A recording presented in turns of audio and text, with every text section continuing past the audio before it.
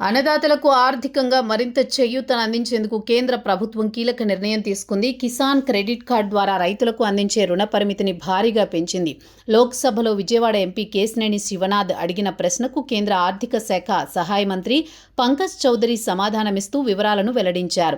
వ్యవసాయ పెట్టుబడి ఖర్చులు పెరిగిన నేపథ్యంలో రైతులకు అదనపు ఆర్థిక సౌలభ్యం కలిగించేందుకు ప్రభుత్వం శ్రీకారం చుట్టింది. సవరించిన వడ్డీ రాయితీ పథకం కింద కిసాన్ క్రెడిట్ కార్డుల రుణ పరిమితిని 3 లక్షల నుంచి ఏకంగా 5 లక్షలకు పెంచుతున్నట్లు స్పష్టం చేసింది.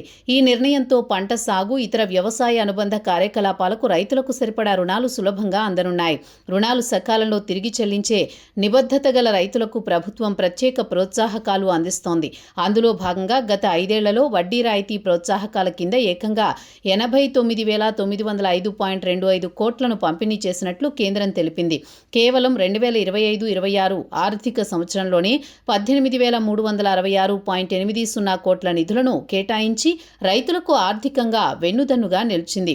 రైతులకు కేసీసీ కార్డుల జారీ ప్రక్రియను మరింత వేగవంతం చేసేందుకు జన్ సమర్థ్ పోర్టల్ను అందుబాటులోకి తెచ్చారు. ప్రస్తుతం మహారాష్ట్ర, మధ్యప్రదేశ్, గుజరాత్ రాష్ట్రాల్లో ఈ డిజిటల్ సేవలు పూర్తిస్థాయిలో అందుబాటులోకి రాగా ఉత్తరప్రదేశ్లో పైలట్ ప్రాజెక్టుగా అమలవుతోంది. అయితే ఆంధ్రప్రదేశ్ ఇంకా ఈ జాబితాలో చేరలేదని, త్వరలోనే డిజిటల్ సేవల విస్తరణపై స్పష్టత రానుందని పార్లమెంటు సాక్షిగా వెల్లడించారు. కిసాన్ క్రెడిట్ కార్డు వ్యవస్థ ద్వారా రైతులకు వ్యవసాయ అవసరాల కోసం సకాలంలో సులభంగా రుణ సదుపాయం కల్పించడం కేంద్ర ప్రభుత్వ ప్రధాన లక్ష్యాల్లో ఒకటిగా ఉంది.